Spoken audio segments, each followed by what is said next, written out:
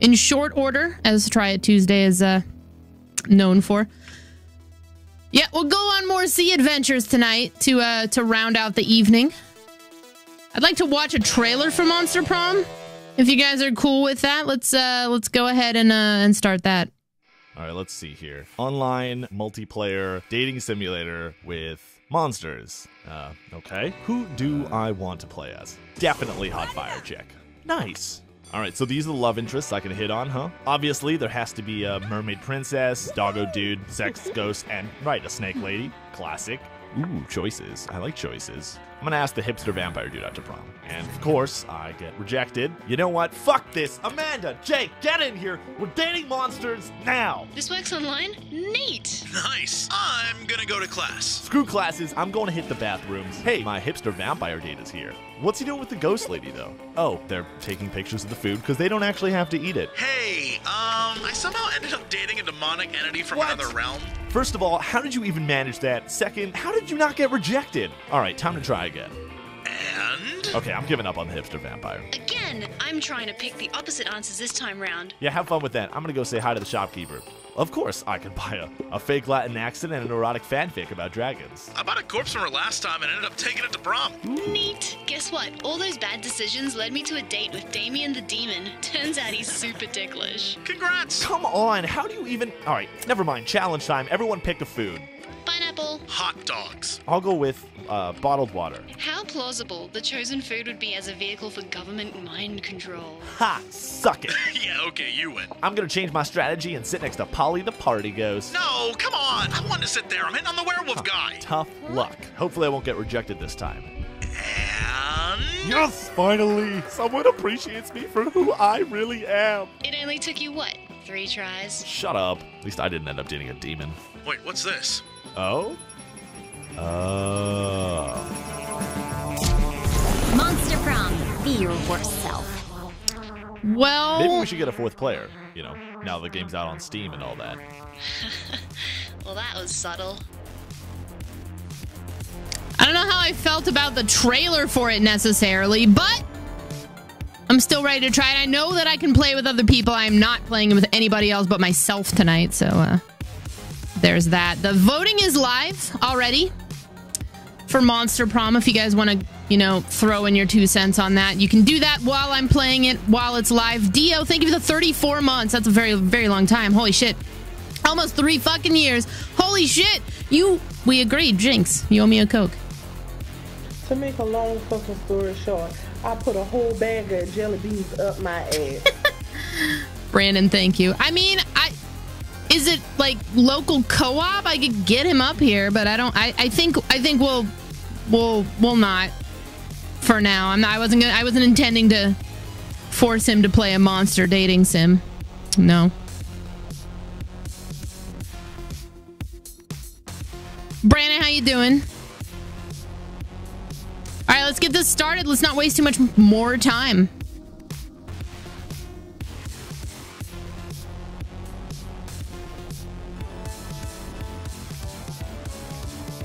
Mad Crouton, thanks for 23 months of subscribing. Welcome back. Show some love, guys.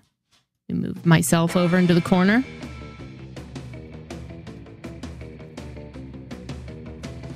Okay. Interesting. Let's play. Voice interjections, yay or nay? I feel like I should use the voice effects. I'm curious. Yay. Okay. Game's happy I did that too. I'm only one person, so I'm just going one player. You can, I guess you can do this up to 4 players. It's probably local co-op, but I imagine it's online too. Because everybody's playing with each other. Austin Marie asked if I wanted to play with her. Short game, around 30 minutes. Full. We'll go the full, around 60 minutes. We'll give this an hour of time. Ah, spooky high school.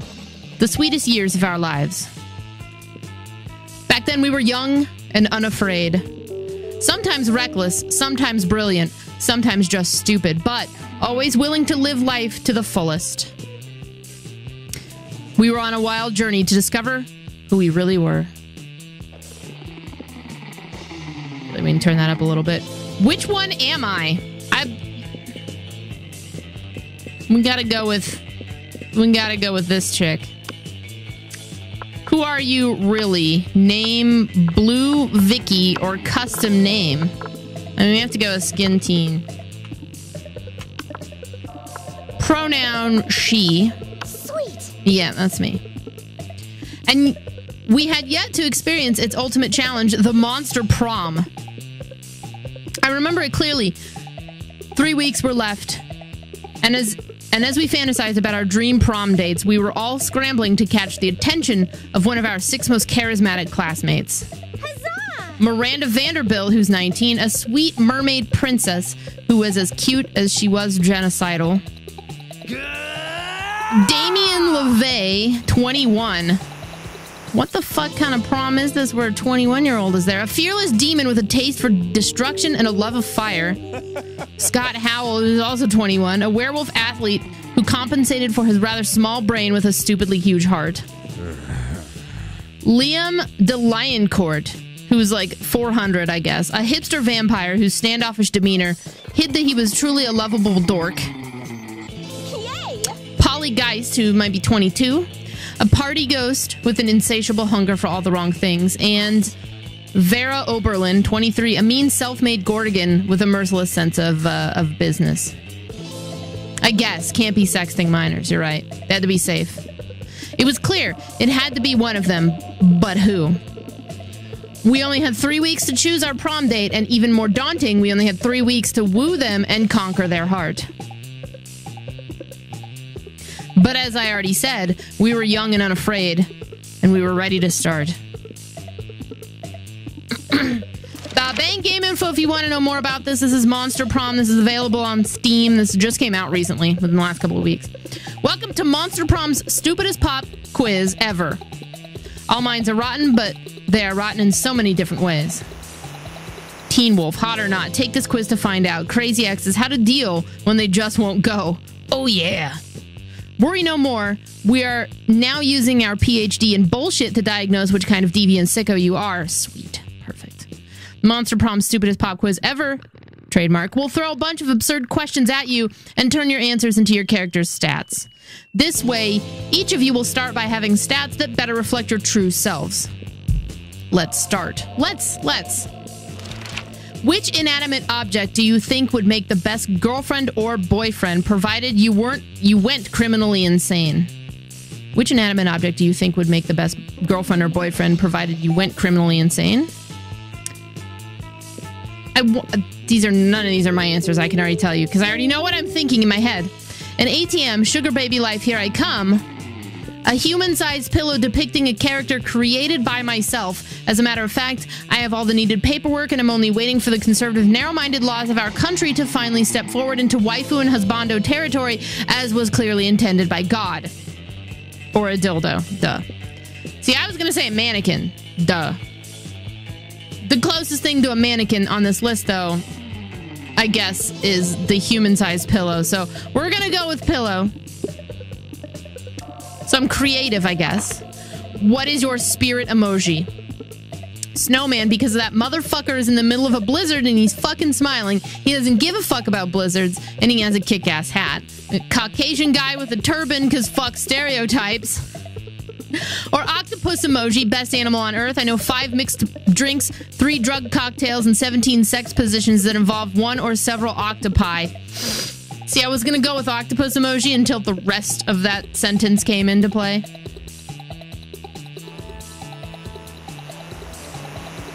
Mighty Quinn the Eskimo, thanks for 26 months of subscribing. Welcome back, says, yay, 26 months of fun and times and junk. I think we gotta go with this anyways, because octopus emoji. I'm fun. Oh yeah, I am. If you were an ice cream, which flavor would you be? Spicy chocolate. No, chocolate on fire. Double creme de la gruyere and meringues. Ooh, success. Rainbows and gummy bears. Meat or tequila and Coke. I would be the ice cream flavor success.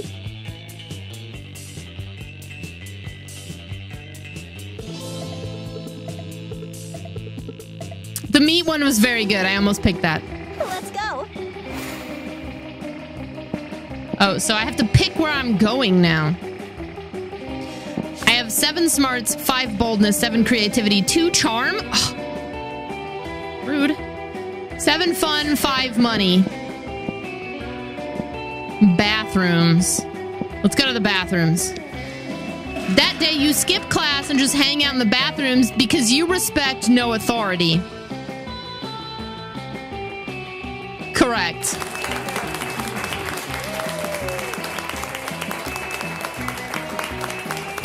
I guess some people just want to watch the world burn by skipping class and hanging out in the bathrooms.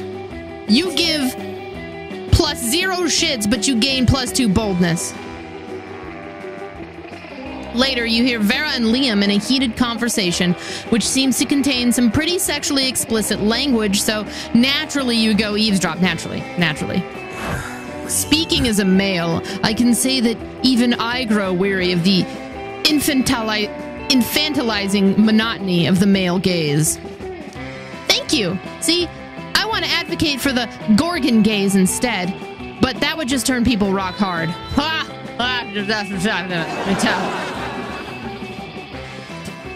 That's not an erection joke. People would die. Personally, I think hentai is the source of the problem. It's so unrealistic. Hello, I'm not a 2D drawing. I'm a real vampire.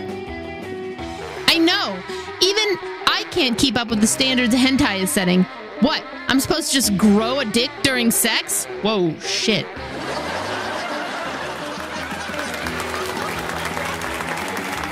Stop. And all the women are drawn exactly the same. There's even less body type diversity than at this school. Plus, I don't think anyone in real life has ever willingly addressed a tentacle as senpai. And what's with all the tentacles anyway? Because half the studio heads are krakens, Liam, and no tea, no shade to the women who do enjoy tentacle porn. I know at least 3 of my snakes do, but I won't out them. But I do think there should be more diverse offering for those of us who like something less cephalosexual. Agreed. Boy, what am I gonna say? Hentai should be more artistic, redraw explicit scenes in the style of great artists such as Picasso and Magritte. Or don't send a misogynistic kraken to do a femme gorgon's job. You should open your own hentai studio.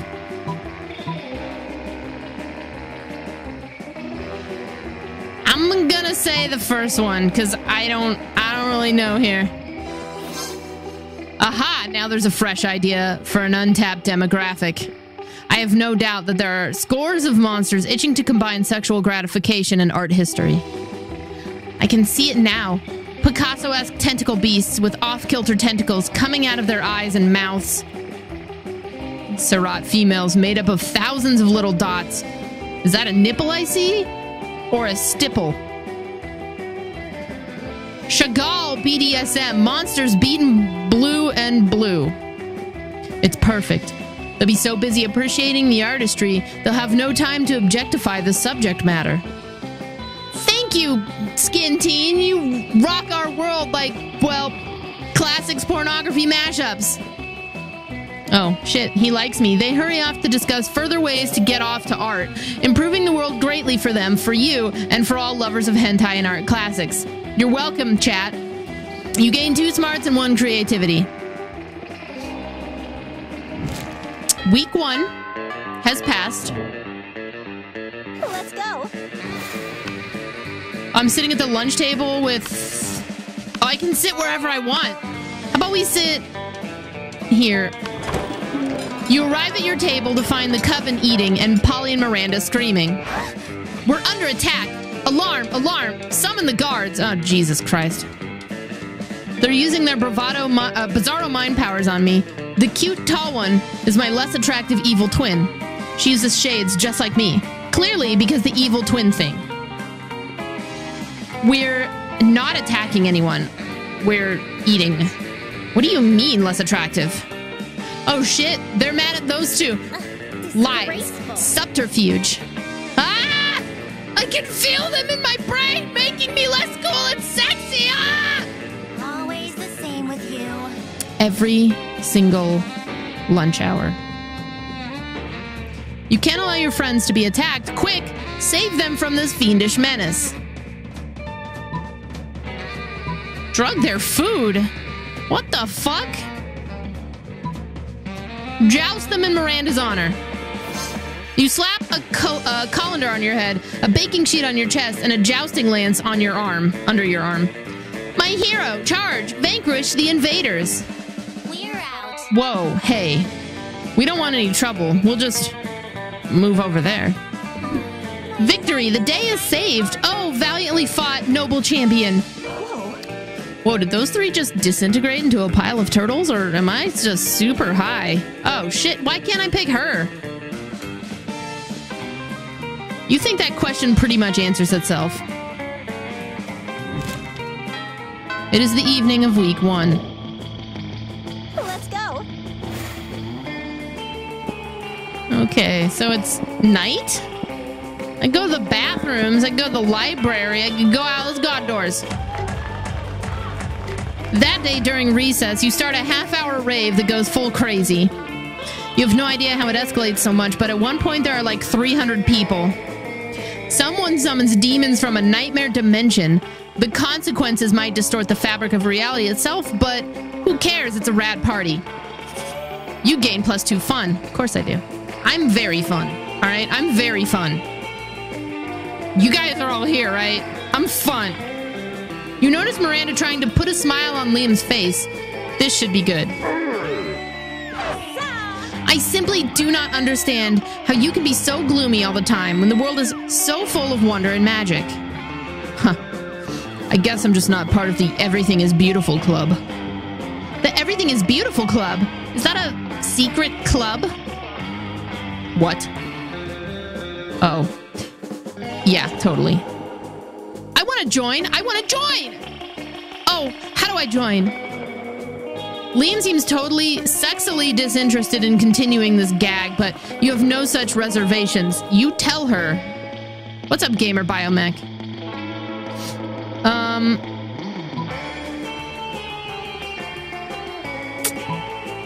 I just happen to have the membership paperwork right here. Magic is real. I like this. Where's this going?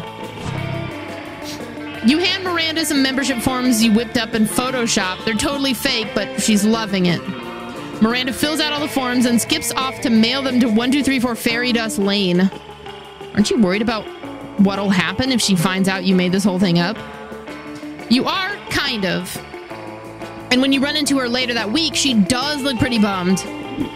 They rejected me. The Everything is Beautiful Club rejected me. I got a letter hand-delivered by a glittery forest fairy saying I was too dumb and ugly to join their secret club.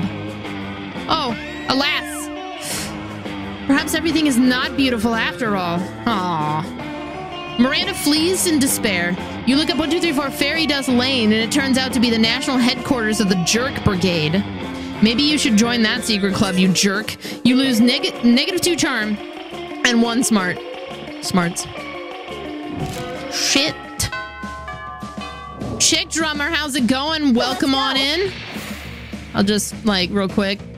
Hello. We're playing some Monster Prom. It is Triad Tuesday. Welcome on in. You're playing Farm together? How is that? Echo really wants to play that with me. I feel like I need to. Let's go to class. Or the library. Let's go to class. That day you listen to your elders and learn valuable lessons. Sometimes after all the monster nonsense and the dating gimmicks, you forget that attending class is supposed to be the primary activity at this high school. You gain 2 smarts. Easy peasy. Without meaning to, you find yourself in conversation with Polly and Miranda comparing the apps on your phones. Ooh, what you got, Miri? What you got? Well, I have this game, Misunderstanding of Mobs. I'm not entirely sure how to play, but I keep winning, so that's nice. I've also got Scepter, which is like Uber, but for serfs instead of cars. And Spooner, which is like Grinder, but for silverware. You know, I like my apps elegant and majestic. That's pretty cool, but do you have rap chat? It turns all your messages into raps, but you can only see them for 8 seconds. Wow, what about you, Skin Teen? What fun apps do you have? I've got tip calculator. I've got fucking like a cryptocurrency one. I've got the Southwest app. I've got Panera. Yeah, impress us with something rad. What about catfishing? Tiger, an app that makes tigers appear anywhere. There's nothing as majestic as a tiger, or not much. Just this one app I made called Turns My Phone into a Rad Car. I'm doing it. Yeah! You push the car button on your phone, and it transforms instantly into a sick convertible, crushing some of your classmates in the process. Whoa! This car is the tits! Quite elegant indeed. You know, I have always felt that phones did not contain enough expensive materials. This solves that problem nicely. Plus, we can use it for drag racing. Let's go drag racing. She's my favorite. She's my favorite right now. I'm calling it. In all the excitement, you neglect to tell them you have no idea how to drive a car. But they don't know won't hurt them.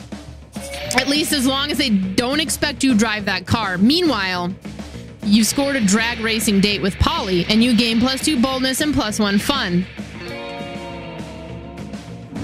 Nice. I can't wait to see where this goes. I wonder if I should sit over here with them. I like the Gorgon, but let's go over here. Let's do this. You arrive at your chosen table to find Damien dejectedly hefting a ball of mashed potatoes while Polly sadly passes her hand through the same. Seriously, what do we have to do to get a food fight started in this cafeteria? I honestly do not know. I tried throwing potatoes at people and yelling food fight, but I think everyone is too scared of me to fight back. And I can't throw any food because of my stupid ghost hands. Plates, mirrors, antique furniture. Sure, but not food. There's gotta be a way to provoke a food war. My dads are always telling me to be more political. But we're not political. Your strength is hitting things, and my strength is being unbelievably hot all the time. Unbelievably hot! That's it! We'll set the cafeteria on fire. Wait, no. That's not a solution. That's just arson. Why do I always jump straight into arson?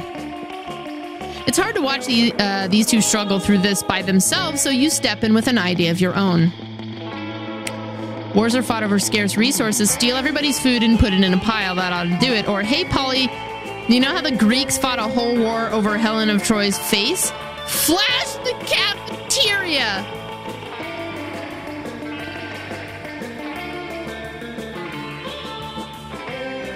I'm gonna tell her to flash the cafeteria.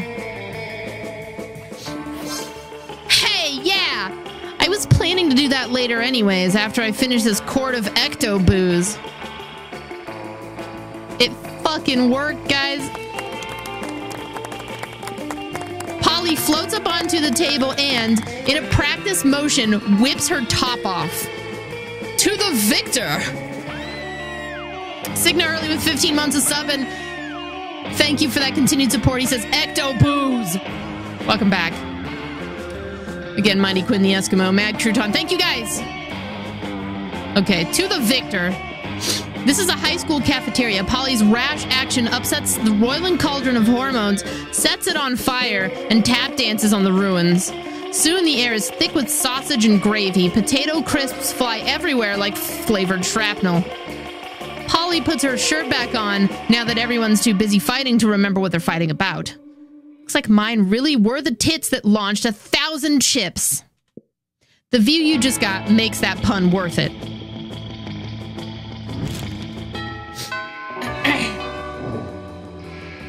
Okay. What the fuck is with this chick? I want to go to the library, but I don't really... Maybe we ought to do that anyway. I don't know. I can go to the auditorium. Let's go to the auditorium. That day, while rehearsing for the class play, it's as though the muses themselves have descended to give you figurative oral sex. What? Your performance is intense and inspiring.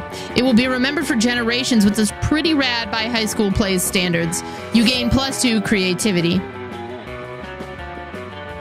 Ah, the magic of the theater. Nothing beats the particular brand of insanity of an amateur production starring non-actors. Blazing T10, what's going on? You notice Miranda staring with admiration at Polly's costume. Such detail, such sparkle. What do the potions do? They're just props, Miri. I think they're filled with colored water. But imagine if they weren't. What wonderful things one could conjure up. Bacchus, a wild Bacchus comes in after 3 months and flashes chat. It was very successful. So meaty. Thank you, Bacchus. Thank you. Welcome back, man. You just rejected by Damien? Aw. I'm working on Polly here, I think.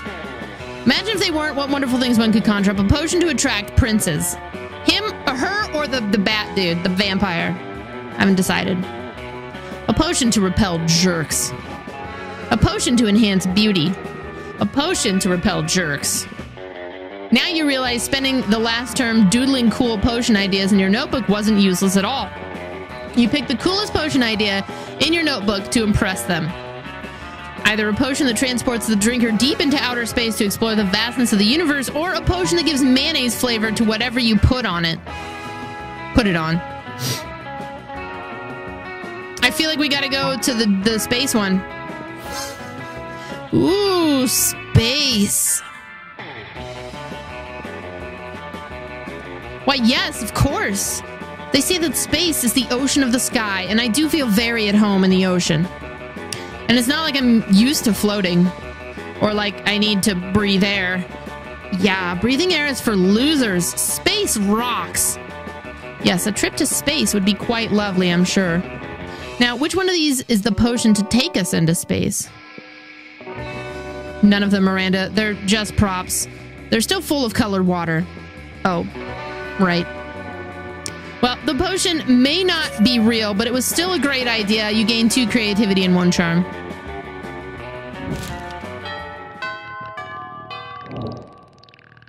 Let's go. All right. I haven't been to the library, so let's go there. That dramatization, that's great. That day you spend some time on the library PCs, mining some bitcoins.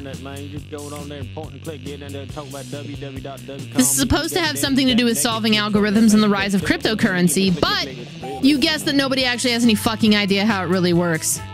Anyway, you gain 2 bitcoins, which is equal to like $2 million, which is unfortunately equal to 2 monster dollars. So, hey, 2 money. Hey, boo. Oh. Well, hey. Hey there, skin teen. Darling. It's me, lovely fan favorite Polly. Oh, no. You know, I wasn't always a ghost.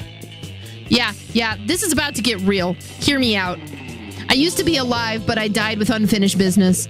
Now, I gotta live forever like this until I finish it. And you might ask, what's your unfinished business, fan favorite lovely Polly? I guess I can tell you. I never did a reverse Romanian Wilkinson. You know, sexually. Oh. Don't get me wrong. I love being immortal and walking through walls and shit. But my soul will never truly rest until I do that freaky sex move. Oh well. So I could say I've done that one loads of times. Just name a time and a place and I'll reverse all your Roman Wilkinson, or throw a smoke bomb and escape while leaving a replica of yourself. That should buy you time to figure out what a reverse Roman Wilkinson is. I mean, I would say this, and I'll just go learn.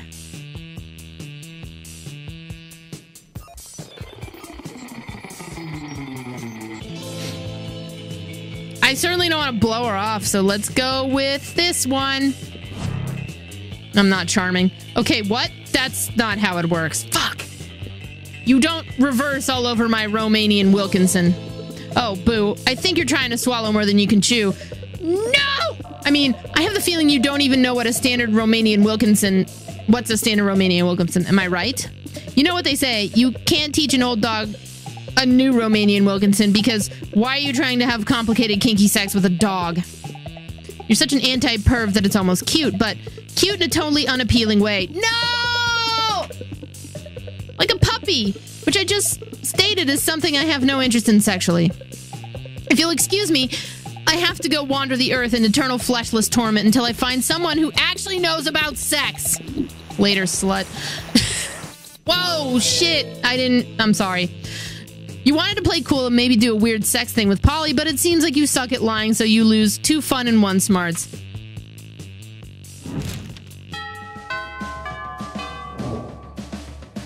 Let's go. Well, she's off the docket. Let's go for the bad boy. You find Damien brandishing his usual silverware, a hammer and chisel, while Liam looks on in horror. You can't eat that. Watch me. First of all, it's made of one seamless piece of obsidian, so it's low calorie. And second of all, it's a lich's phylactery.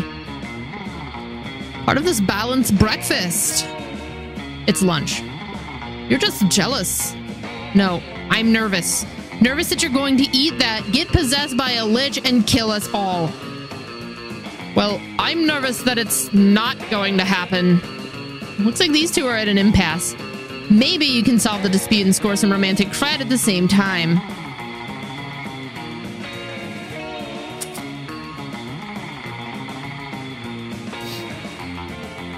Damien, don't eat it. You have room to... You won't have room for all these baby seals I brought you. Baby seals? Give them to me. I can already taste the cruelty. Skinteen, you scoundrel. How could you substitute wanton irresponsibility for animal cruelty? You quietly explain to Liam that the baby seals you're feeding to Damien aren't really baby seals. Hey, these are just seal-shaped beanie babies stuffed with tofu and pig's blood. Good thing you always keep a sack of baby seal decoys in case of killer whale attack. I applaud your craftiness and your high regard for animal life. Let's go return this phylactery to Larry's crypt. Together. It ends up being the 3rd most romantic night you've ever spent in a crypt. Score.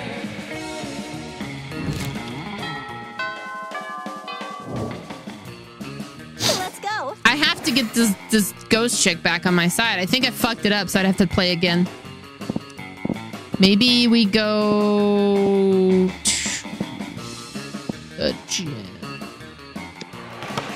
Whoa, look at me. Holy shit. That day, an epic dodgeball match takes place.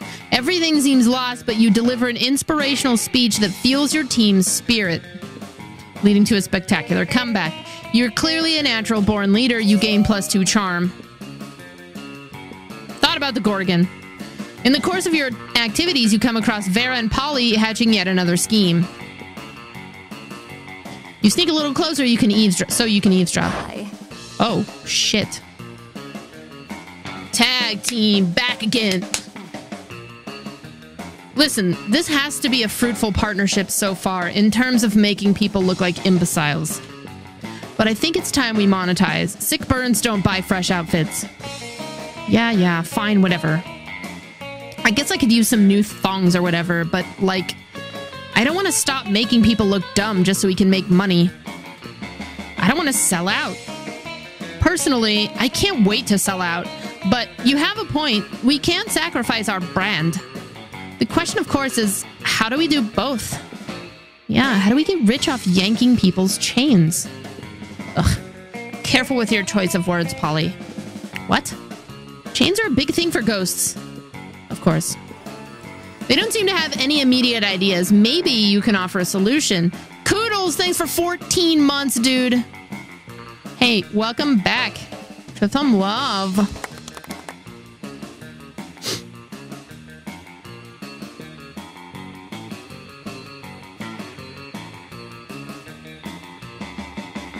I have a great prank for you guys. It's called stealing. Stealing? What? Oh, I'm fucking it up. Never heard of it. Who have you been talking to? Who are you working for? I'll have you know that my activities are perfectly legal. Yeah, mine too. Are you a cop? You have to tell me if you're a cop. Sorante, I'm good. How are you? Psst, Farah, I don't think they're buying it. Roger that, Polly. On the count of 3. 1, 2, 3. And like that, they're gone. And so is your wallet. You lose 1 fun and 2 money. Shit. I'm, like, getting bad at this. Let's go. Let's go outdoors and see what the fuck is going on with this. Hey, stranger. Welcome to my little shop. Buy some shit. I have shit that will boost your stats. Shit that will lead you into stupid new adventures. Even some shit that might be much needed at some very specific moments. So take a look.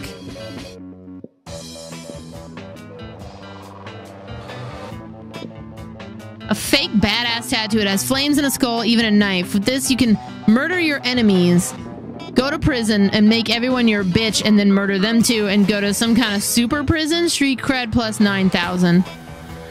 Creativity. Crafting your art requires a lot of hard work, education from great mentors, and tons of raw talent. But damn, that sounds exhausting, so let's settle for a motivational poster of now, okay? A Russian novel with an insightful approach to universal matters such as love and death. Are you sure about this? You can always use Wikipedia to get the general idea and still be able to act as if you've read it. A blanket with 2 holes. Literally just a white blanket with 2 eye holes in it. You'd have to be an idiot to mistake this for a ghost costume, but most of our classmates are idiots. A bag of cocaine for 10 bucks. Good old cocaine. In these times of weird experimental substances with horrible side effects, cocaine has become the new vanilla of drugs. A PR agent. High school social life is so hard nowadays that hiring a PR agent is totally a thing. A penguin mask for 10 bucks. You want this, you sick pervert? I had no idea you appreciated a good old reverse Romanian Wilkinson! I must admit, it's kind of hot that you're into that kinky shit. I want to buy it and then go back to the ghost lady. A sexy fake Latin accent. Why, the hottest thing is being yourself, honey. But a Latin accent is a close second, to be honest. We got a corpse. Yeah, I'm selling a corpse. It's like some kind of fashion accessory. It's not as if I'm trying to dispose of it. Some impractical yet kind of funny glasses. Remember when these used to be cool? Now they aren't, but they're so ridiculous that they're still fun in their own twisted way. Or a tampon used by a former prom queen. Holy fuck.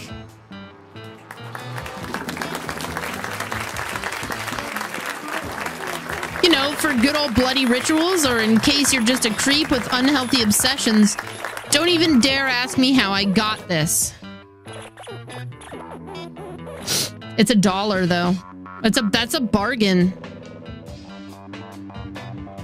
Later, Gator. I got an achievement. Bye.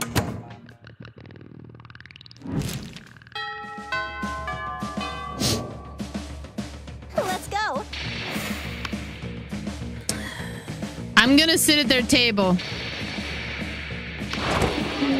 You take your seat, and if you didn't know any better, you would say that it seems like Vera and Polly are almost more interested in their phones than they are in you. And you do know better than you know. You know better, and you know that, yes, that is exactly what's happening right now. It's nothing personal, Skinteen. It's just that Polly and I are very engrossed in texting our financial slave. Yeah, it's pretty hard to compete with some guy whose fetish is buying you anything you want. That's my fetish, too. Not buying things for people, having people buy things for me. Duh. Good thing he's rich enough to take care of both of us. You know what they say, true friendship is sharing secrets and financial slaves. Still, I do worry that this arrangement might not be sustainable. What happens if he runs out of money?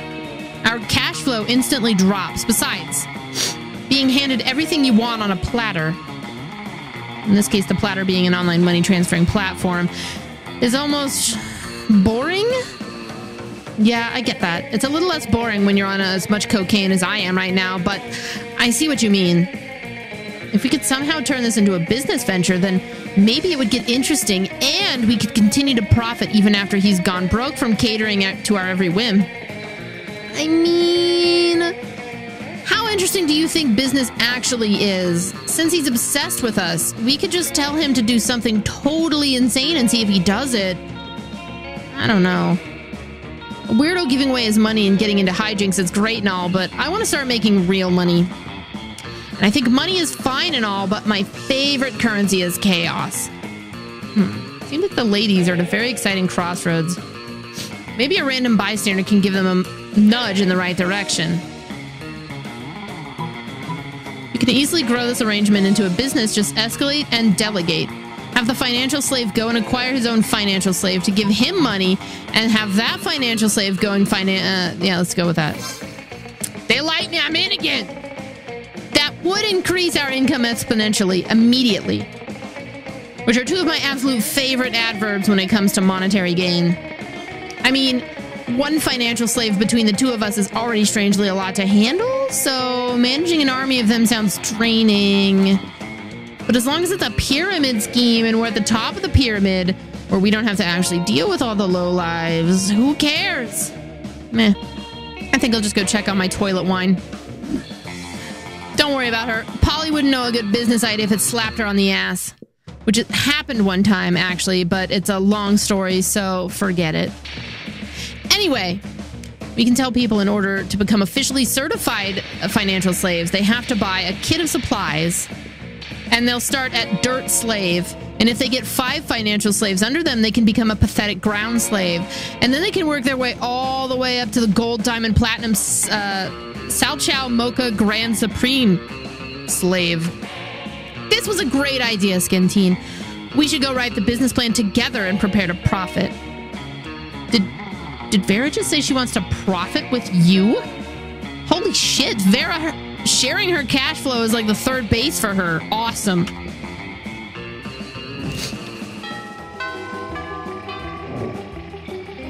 Let's go.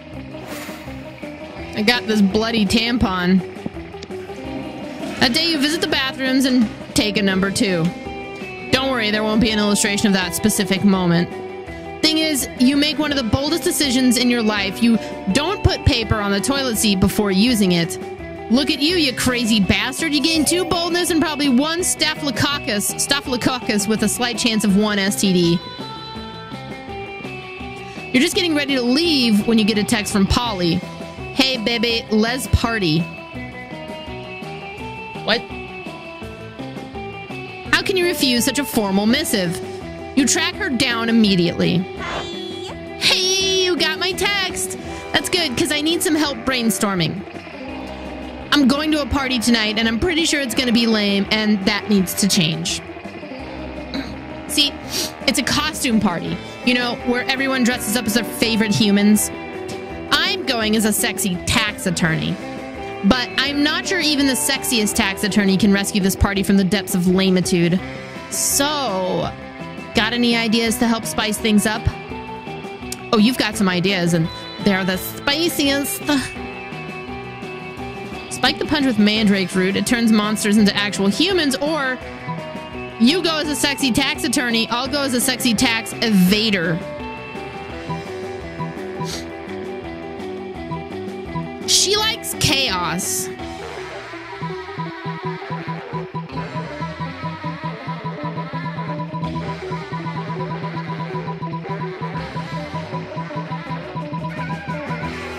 Shit. Damn it, later that night at the party. Whoa, it's working! Everybody's totally turning into humans. Wait, why are they wearing suits and drinking cocktails? What kind of party have you turned this into? A young man in a sharkskin blazer and American Psycho haircut sidles up to Polly and offers his business card. Oh no. This isn't a party at all anymore. It's a networking event. Run!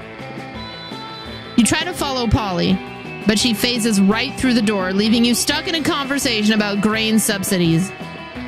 You check your bottle of elixir, and sure enough, it wasn't mandrake root you used. It was business mandrake. You lose 2 fun and 1 charm. I keep fucking it up with Polly. Let's go. Let's go to outdoors. A day during recess, you start a half-hour rave. You're casually chatting with Juan, the small magical Latino cat. You start telling him that hilarious story of what happened last summer at Monster Camp.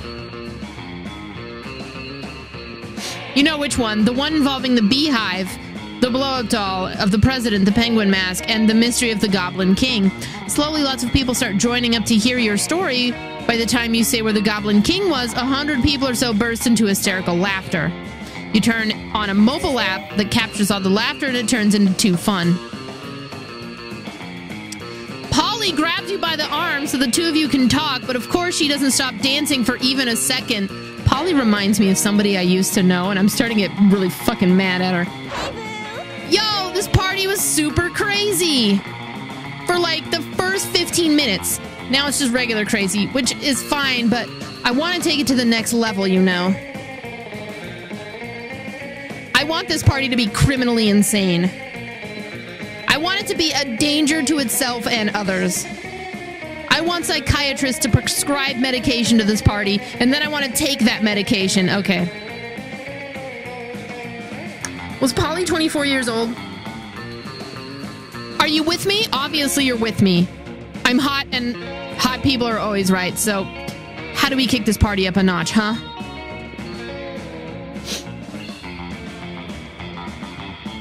Most normal parties only exist in 4 dimensions, but I've made a machine that will let us party in the 5th dimension. Let's steal a bunch of helicopters, stretch a net between them, and party on that. I'm going with this. Polly doesn't even have to tell you how awesome she thinks your plan is. You just look at each other, nod, and head off to steal some helicopters. You seriously piss off some rich helicopter owners, but you know what they say. You can't make an omelet without breaking a few helicopters. Everyone's super stoked by your flying party net. Half the ravers fall off and plummet to the ground, but the other half make up for it by partying 4 times as hard. That's a net gain of like 100%. You get 2 fun and 2 boldness.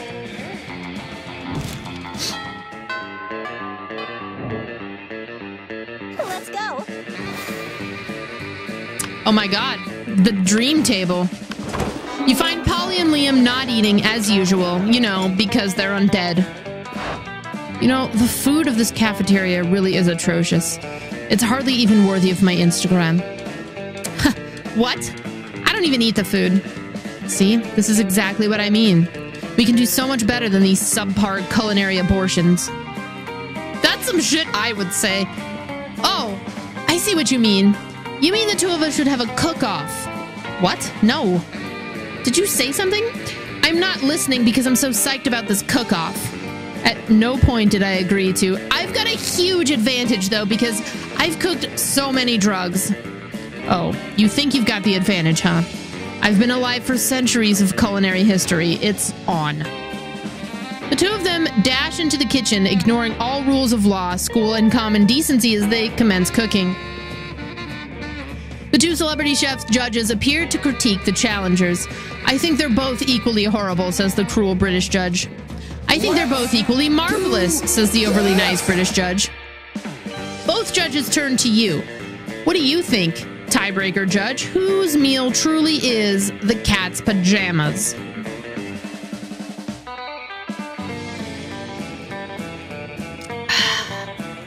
Liam's because I think that jar of fresh blood, human blood really goes well with the parsley he sprinkled on top. Or Polly's because she literally just made a pair of pajamas for a cat. Wow, unbelievable. That's not even food. What isn't even food? A pile of yarn you're knitting in the frying pan. That's clearly a set of pajamas for a cat. Oh, was it supposed to be food? Sorry, I forgot what we were doing. Yes, it was supposed to be food, and yours obviously isn't. Oh yeah? Then how come it won the food contest, huh? Well, because... yeah, that's what I thought. I'll catch you all later. I gotta go find a cat to put these pajamas on. Later, you run into Polly again, and she lets you pet her kitty. If you know what we mean! So meaty.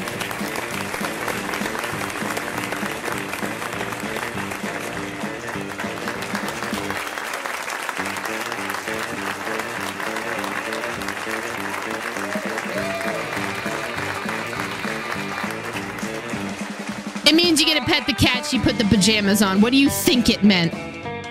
Wait a minute.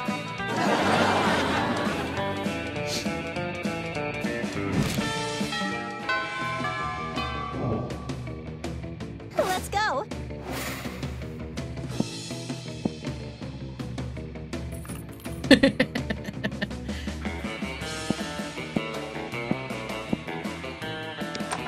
That day, you are astonished by the new stuff you learn in class. You thought high school was all about doing stupid shit with your friends and trying to find true love. Who would have thought that class could actually be useful? What a nice surprise. You gain 1 valuable lesson, good luck trying to use that in this game, and 2 smarts. You notice Polly staring at her phone with an uncharacteristic intensity. She usually looks much happier sorting through dick pics. Better investigate. Hey, Boo. Oh, hey, Boo, I'm just checking out information on possible afterlives. Like, I'm not going to spend my time as a high school student for all eternity. Who does that? I've collected some pamphlets from various afterlives, and I'm looking into the pros and cons of each option. It's just such a big decision, you know? I mean, this could affect the rest of my afterlife. Do you know anyone who went to any of these afterlives? Which one are you into?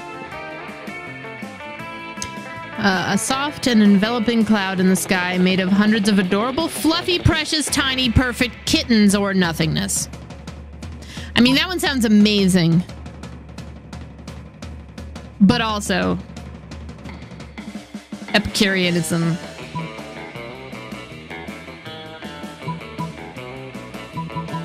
I'm gonna go with the kittens one because she seems to like cats. Fuck! A cloud of kittens high in the sky? You realize they wouldn't be able to breathe, right? They would just painfully asphyxiate miles above the earth? Dude, I love spooky things, but there's a limit. Skull jewelry? Adorable. Sick tats? Sick. Blood sacrifices of fuckboys? Sexy. But spending the rest of all eternity in a pile of dead, decomposing baby cats? That's some dark, dark shit, skin teen. Like, that's fucked up. I'm gonna go consider literally every single possible afterlife there ever has been or ever will be, except for the one you just suggested. Later. But definitely write to me how it is once you get there. Did you somehow manage to creep out a ghost and condemn yourself to an eternity of rolling around in dead kittens? Today sucks. You lose 2 creativity and 1 charm, but you might have gained, like, plus 10,000, 100,000 dead kittens.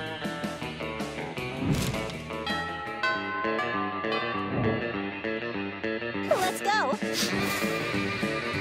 Shit, my charm is hurting. Give me your money. Hi, stranger. It's been a while. I've missed you. It's okay. You can look at my stuff. I'm too poor for everything.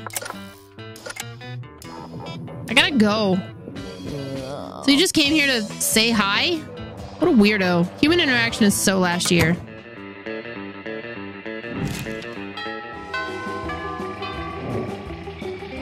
Let's go. It's honestly, it's my inner self-defenses trying to tell me to stay away from that harpy. I'm going to sit at the table. Liam and Polly aren't alone at their table. They're flanked by 2 beefy hobgoblins in school security uniforms. What, do these 2 have bodyguards now? They aren't bodyguards, they're food guards. Principal Giant Spider found out we weren't eating during lunch, so he assigned guards to us because he thinks we have an eating disorder. And we do have an eating disorder. It's called being dead. Except it's not an eating disorder, it's an identity and a lifestyle. Death style. Whatever. The point is, they won't let us leave until we've eaten our food. Which will be never. And I have a meeting of the Smug Superiority Club to conduct next period. I can't be late. If you could just figure out a way around these food guards for us, I'd be super grateful, like, in a sexy way. Well, you can't say no to that. Time to enact your fiendishly clever plan. Dump all of Polly's food onto Liam's plate. With all the deftness and raw sexuality of Indiana Jones, you empty Polly's food onto Liam's plate and his lap. Ah! Stop that! It's too much food. I can't even artfully arrange it for a decent food pick. Meanwhile, I seem to have eaten 100% of the food on my plate. No problem, nothing to see here. Lucky for you and Polly, the hobgoblins are complete idiots with no object permanence. They instantly believe Polly's lie. You traitors, I thought we were in this together.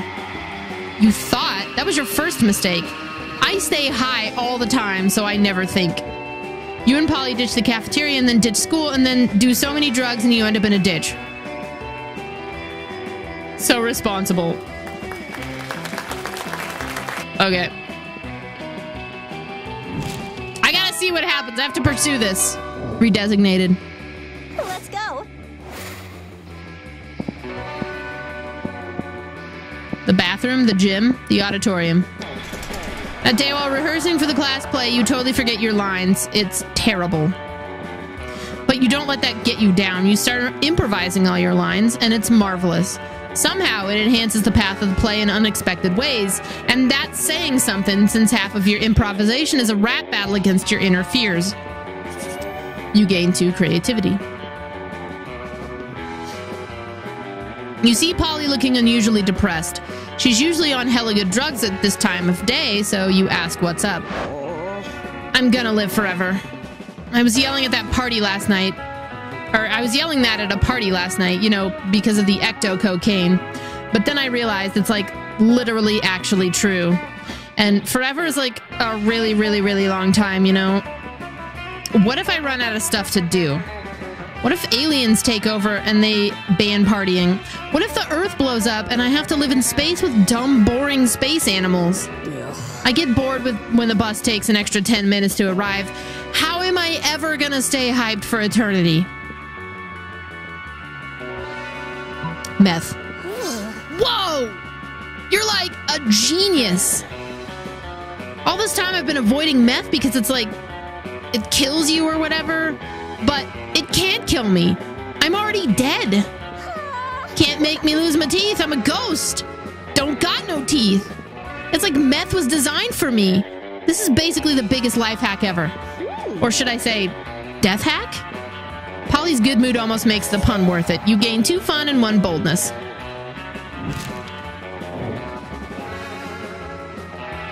Who will you ask to prom? Of course I'm gonna ask Polly. Hey, boo. Ask Polly to the prom, yes. Let's go. Twiddle my fingers. You finally pluck up your courage and ask your beloved to go to the monster prom with you.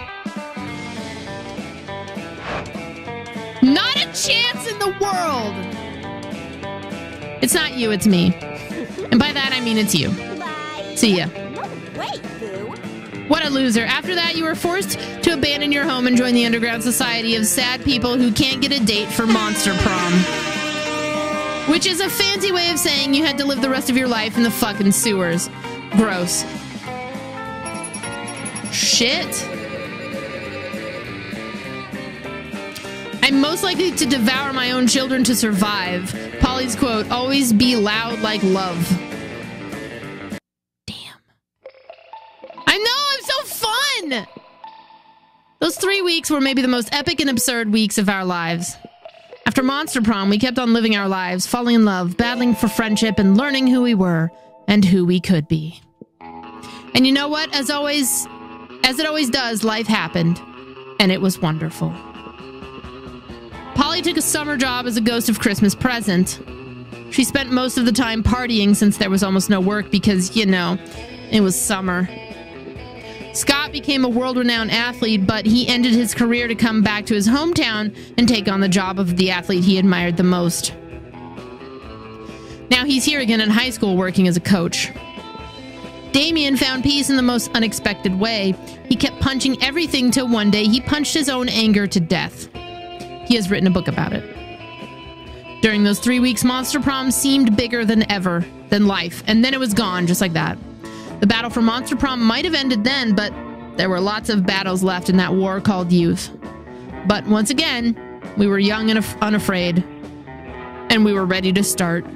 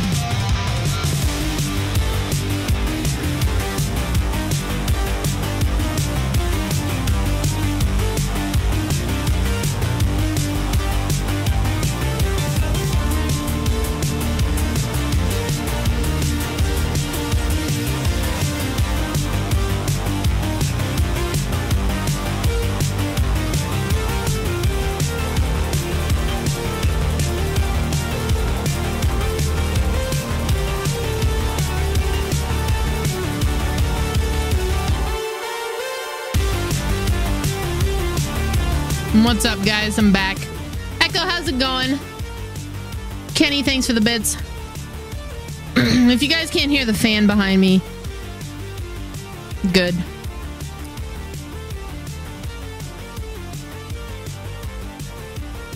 We're playing some Monster Prom. We're gonna go through this one more time. We might do the shorter version. See what that's like. Since this is Try It Tuesday. We also have Cultist Simulator we're gonna check out next. And then I'll probably get into some Subnautica. Unless Echo wants to do like some PUBG or something. I leave that to you.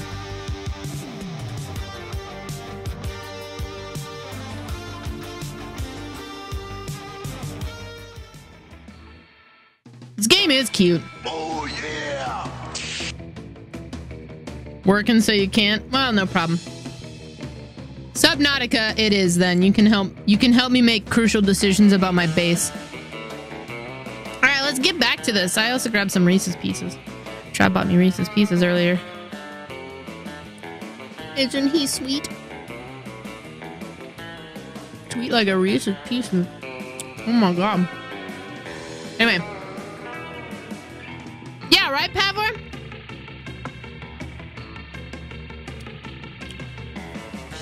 Okay, let's go. We'll do one player. Let's do the short game. Ah, Spooky High School. The sweetest years of our lives. Back then we were young and unafraid. Sometimes reckless, sometimes brilliant, sometimes just stupid, but always willing to live life to the fullest. The Lust Garden with 17 months of subscribing. Welcome back. What's the online menu option? Is that to check out other people's choices? It's probably to play it with people online.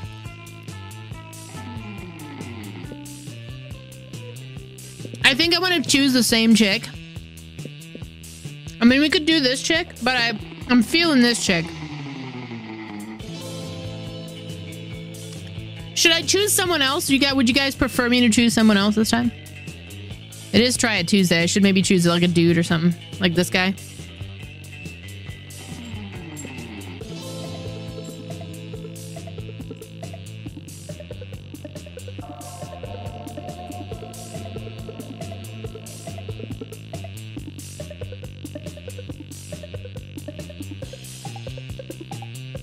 Gender bent you? This is...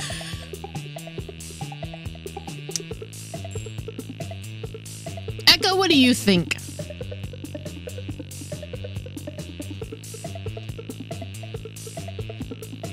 Yeah, we did Frank and Chick already. Now, gender doesn't matter. I know that much. It only matters in my own preference. Here's the thing. It matters because it matters what I choose. The green dude? All right. Echo decides we go with the green dude. What should I name him?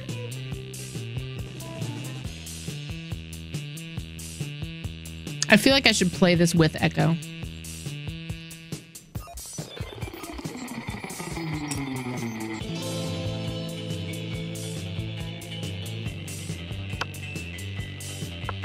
Brian?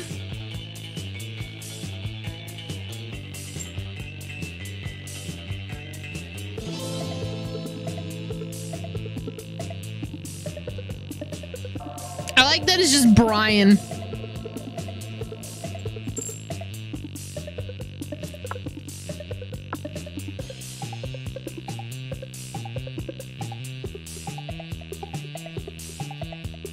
Greenie? Brain. We'll go with Brian. What are the options here? He, she, they. We're just gonna go with he. Sure. Nice.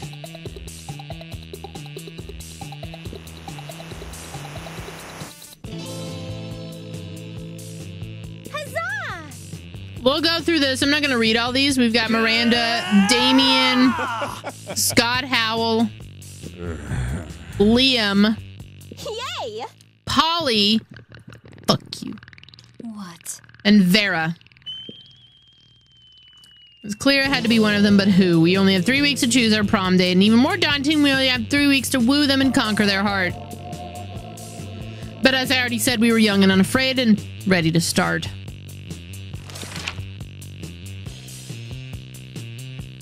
All right, let's go with the pop quiz.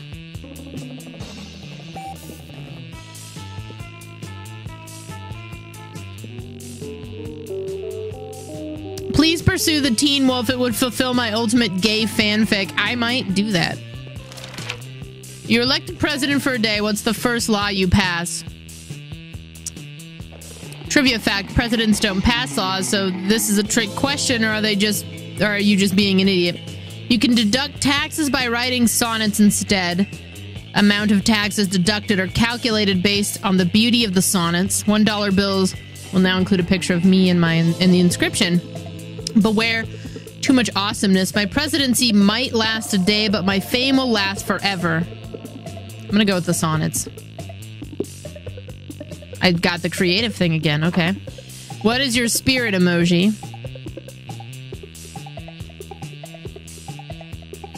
I'm going the snowman.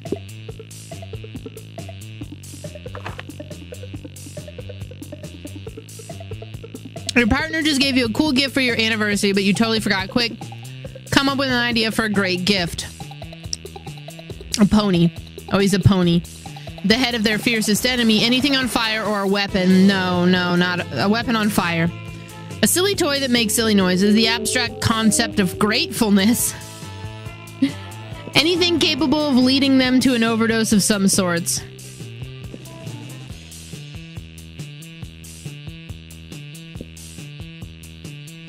I'm just imagining all of these in front of Trav, like a pony. Maddie Cakes with 7 months of subbing. Welcome back. Thank you for the continued support. Let's go with the weapon on fire. Oh, shit. Sure.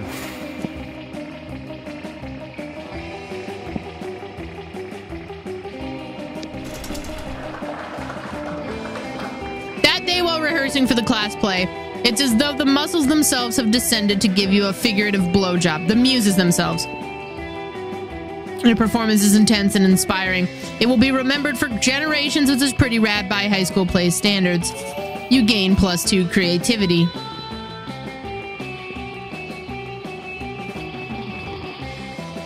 Later, you come across Damien and Vera in the hallway, nonchalantly holding a locker shut with all their strength.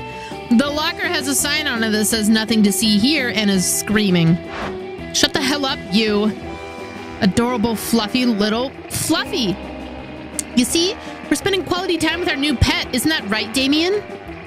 From somewhere within the locker, you hear, "My parents will pay anything," before Damien kicks the door.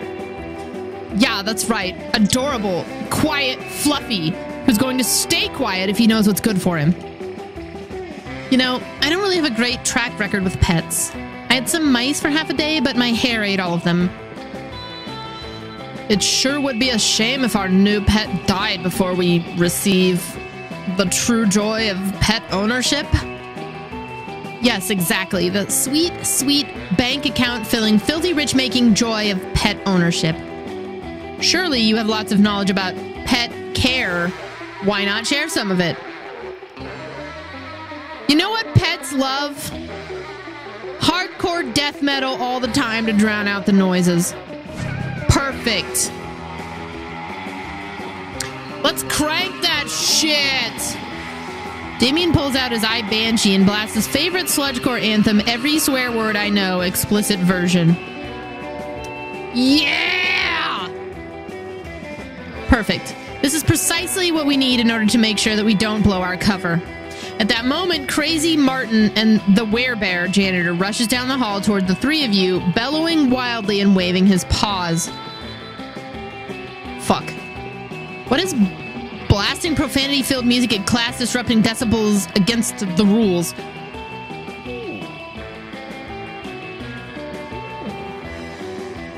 This school is so strict. Oh. It's like bacon. Crazy Martin the Werebear janitor hauls all of your asses to detention where there is no music to be heard. Other than the sound of you scrubbing ectoplasm out of the toilets, you lose 2 smarts and 1 fun.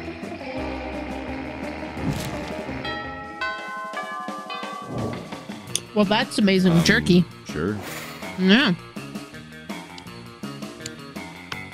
I think we gotta go sit here. As you approach the table, you see Vera delicately lifting a forkful of quinoa to her mouth. She brings lunch from home when... Food fork 6-8. Who do we deliciate? Eating, yay, eating. Holy shit, Brandon, are you serious? Ugh. Scott, what on earth are you doing? I'm cheerleading you to help you be the best eater in the whole school. What caused the obsession with cheerleading me through mundane activities that require no cheerleading? Everything requires cheerleading, silly. That's why we have cheerleaders for our cheerleaders. But I can see my cheerleading's not working. You haven't eaten anything yet. That's because you keep startling me with your damn cheerleading. I can't eat when I'm startled. No. That can't be it. I must not be cheerleading hard enough. Hey, friend, maybe you can help me. You shouldn't be cheering for Vera to eat the food. You should be cheering for the food to get eaten by Vera in the walk-in freezer.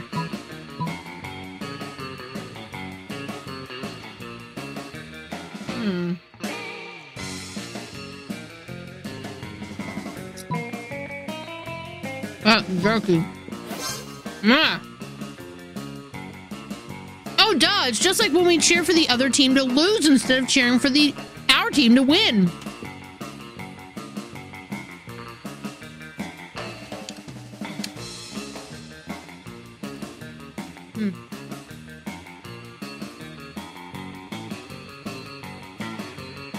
Yes, I invented that cheerleading strategy.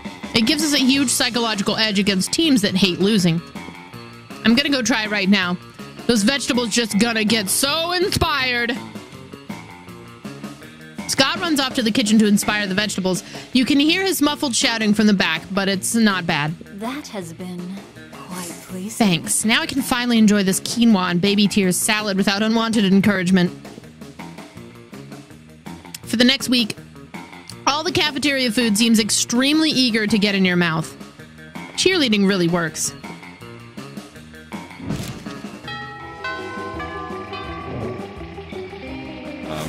Sure. I love Brian. Let's go outdoors. Hey, stranger. Let's face it, you're probably going to end up losing your money in some stupid way anyways. Why not spend it here first? It's just called being smart.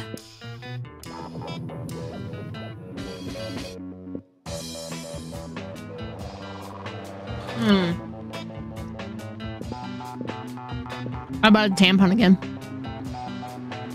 I'm going for the tattoo. See you later. I'm always amazed at how people keep coming and buying this stupid crap. Intriguing.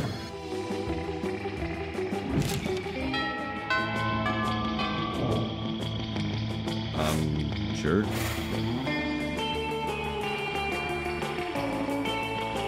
Ossiak with 19 months. Hey, welcome back. You know, I still haven't made the poster. We're gonna be movie night is this Friday. We're gonna be watching Zach Baggins' Demon House. I'll put it in Discord. In fact, let me make a mental note like right now. Okay, there we go. I got it. The Yak is back for 19 months. Okay. Let's go to the gym. That day, an epic dodgeball match takes place.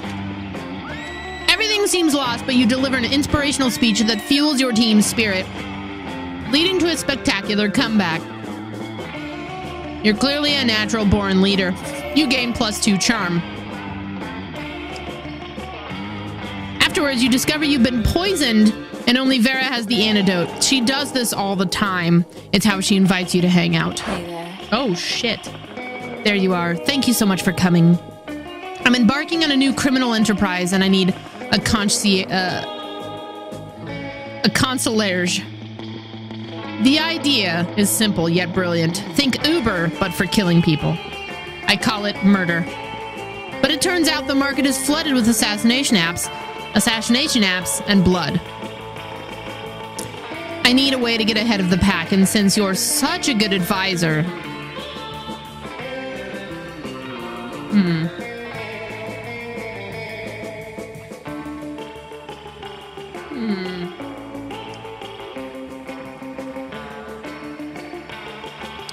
Viral marketing, literally. Tailor a highly contagious virus to make people love murder.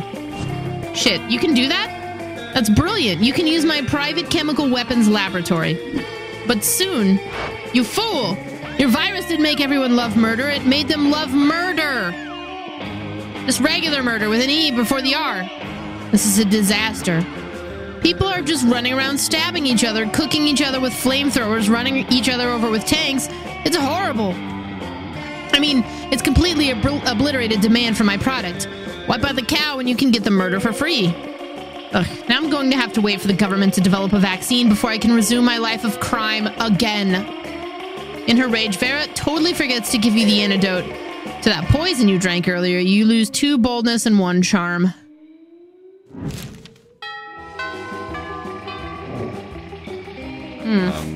Sure. What the fuck is this?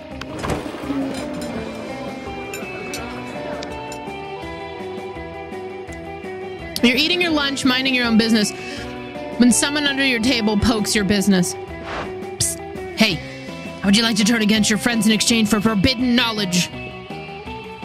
Betraying your friends sounds bad, but forbidden knowledge sounds dope. You listen to her pitch. Basically, I just need you to tell me Damien and Liam's hidden weaknesses for, like, totally innocent reasons. And in exchange, I'll teach you one of my most secret Slayer techniques. What's that you say? You'll totally do it and I can trust you with what you say 100%? Great. Which technique do you want to learn?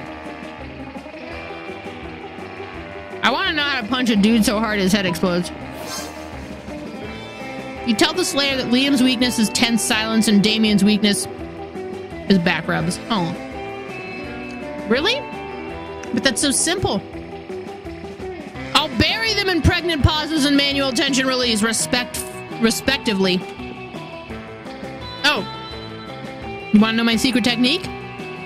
There's nothing easier. Just punch someone, right? But instead of punching them hard, punch them really, really hard.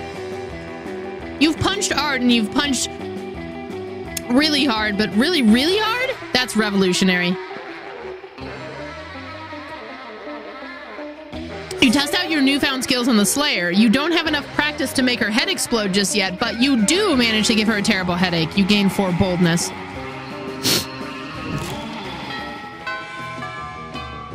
Okay. Sure.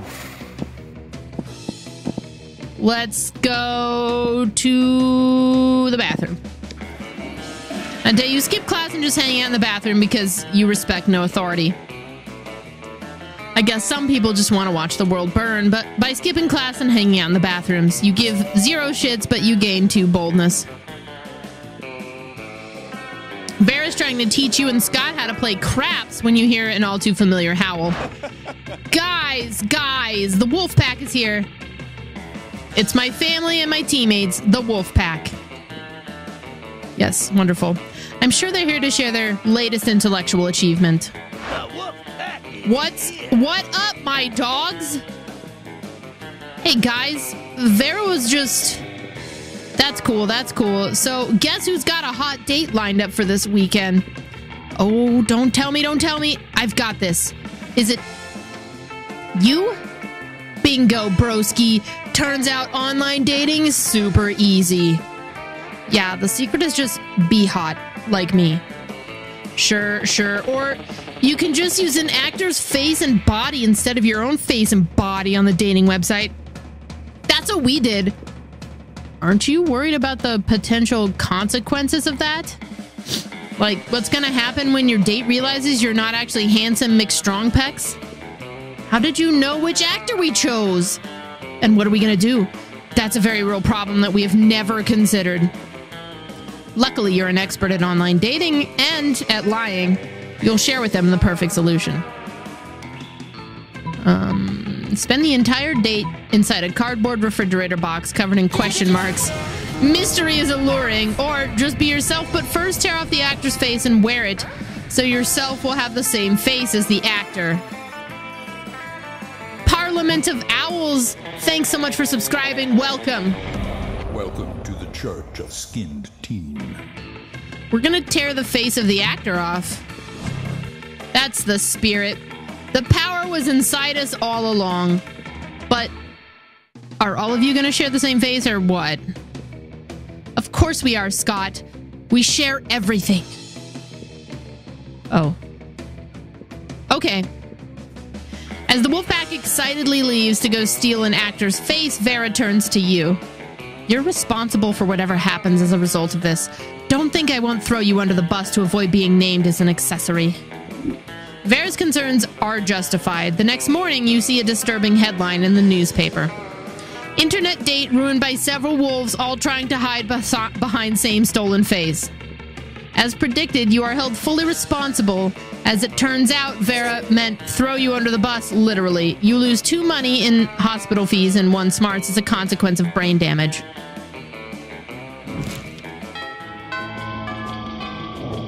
I like that outcome, though. Sure.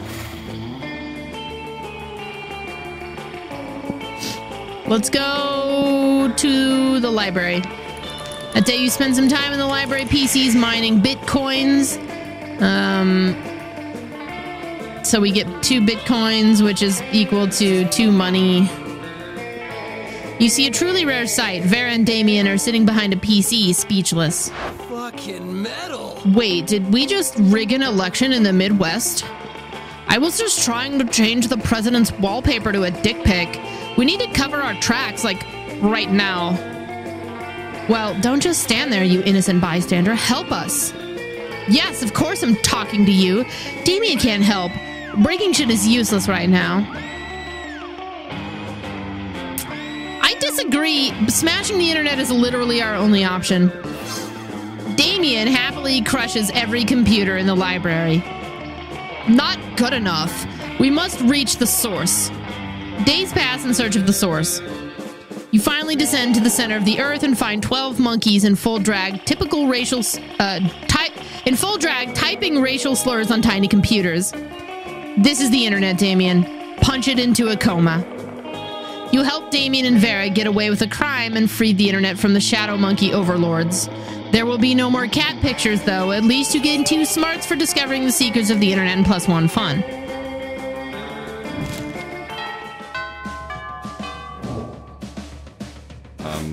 Sure. Whoa. Who's that?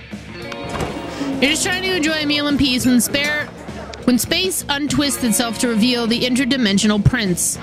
Oh, fuck!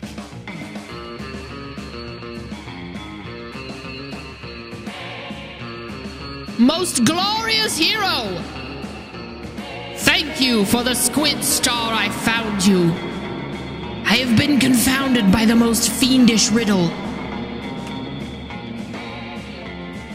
A riddle that has vexed me for days, nay, weeks.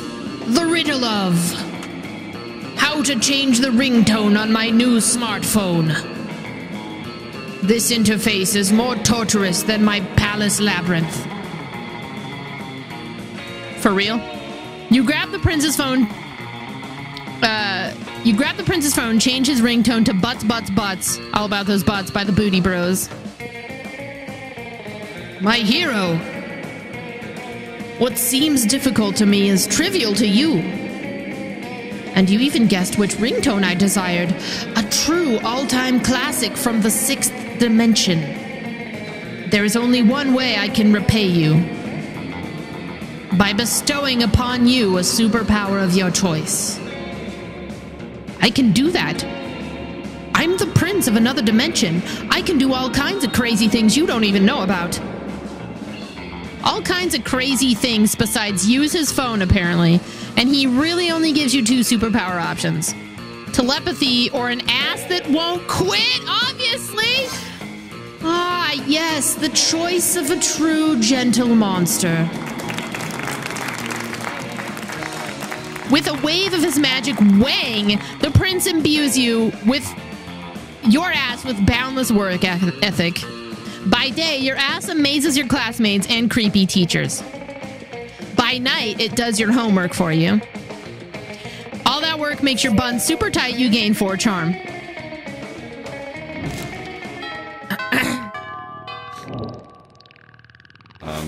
Sure.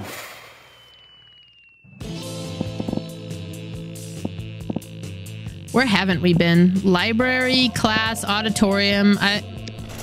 We did this already. That day while rehearsing for class play, you aren't especially good nor inspired. For once, it seems you aren't getting the classic creativity boost from the auditorium. But afterwards, while talking to your classmates, you're having trouble conveying your point in a discussion, so you decide to convey it through music. You start singing and suddenly everyone else joins in on a kick-ass musical number. It's so amazing that the people with whom you were arguing totally get your point and change their minds once the song is over. You gain 2 creativity. In the middle of everything, a portal opens up and swallows Vera, Polly, and Liam. You dive in to rescue them and straight into the season finale of The Interdimensional Bachelor.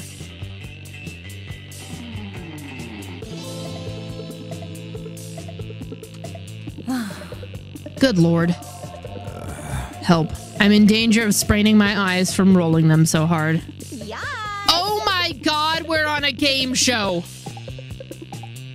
Yes, indeed. Tonight, you 3 will answer a series of trivia questions. Whoever gets the most points becomes I'm gonna win. I don't even care what the prize is. Your what? Your wife? What a revolting premise. So you're saying we're supposed to respond to a series of questions and scenarios? Our answers to which will make us more or less likely to achieve a romantic outcome with you. That's extremely problematic. I can't think of anyone who would ever want to play such a tawdry dating game. Ha! Ha! Meta! Ha.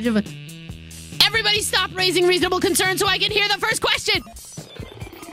That's the spirit. Question number 1. Describe your ideal marriage proposal. But before Polly can answer, you buzz in yourself. Now's your chance to give an answer that will end the competition and send the prince packing.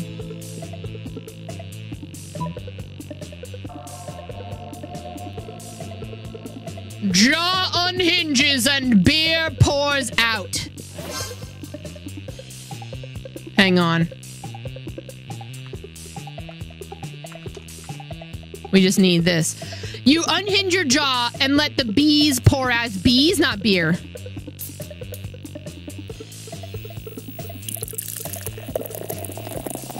This is an irrelevant sound then. We need this. Bees.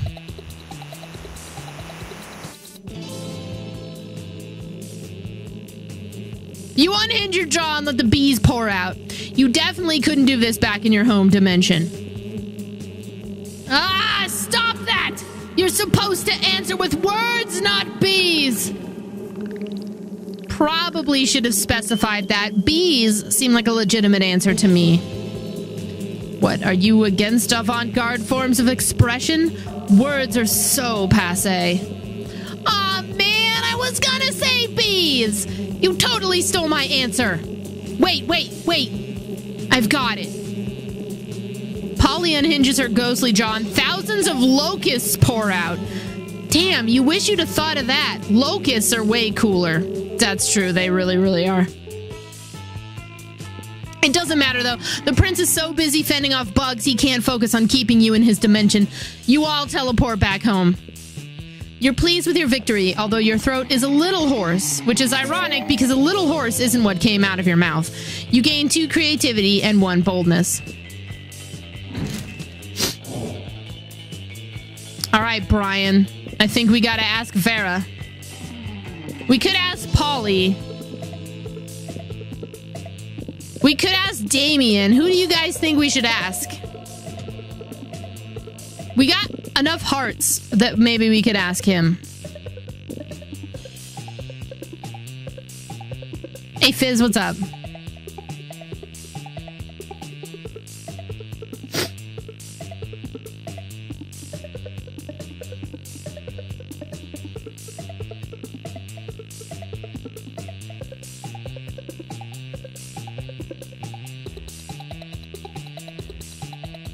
Looks like Scott for Brandon Rose. I think we gotta go with Vera.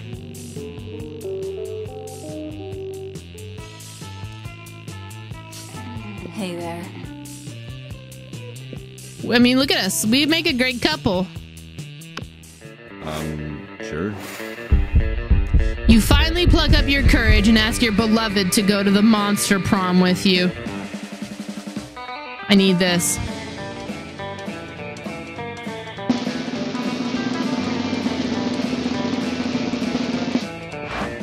You're asking me to go to the prom with you? What a shortcut to Lame Town. Reopening a MySpace account would be less harmful to my popularity than dating you. I think I just puked in my mouth. Ah, shit! What a bitch. Who needs prom? You focus on your career goal of becoming a renowned surgeon. You study hard and pass all the tests. Unfortunately, no hospital wanted to hire you because it turns out that going to prom with a cool date is an essential requirement to a surgeon's resume. And so you never got a job, and in the end, you became homeless. Don't even dare to think that monster prom isn't important.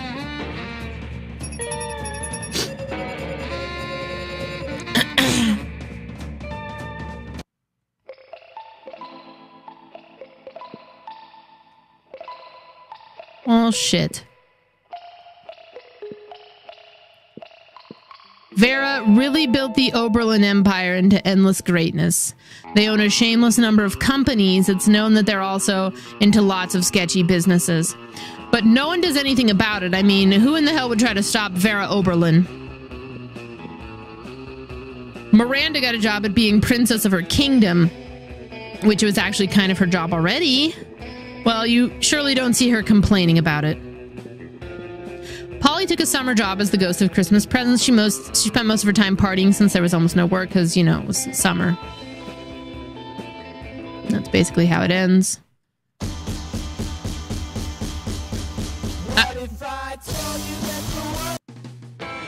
I love the song, but I don't want to hear it again. Well, this has been Monster Prom. We may have to try this again, especially if, like, Echo gets it, or like Tuesday or something. To make a long fucking story short, I put a whole bag of jelly beans up my ass. Go ahead and vote for this, guys. This has been Try It Tuesday Monster Prom. We're gonna switch over to Cultist Simulator. And I know it's only been about 40 minutes since I took my last break, but I am gonna refresh my beverage real quick, and then we're gonna move on to Cultist.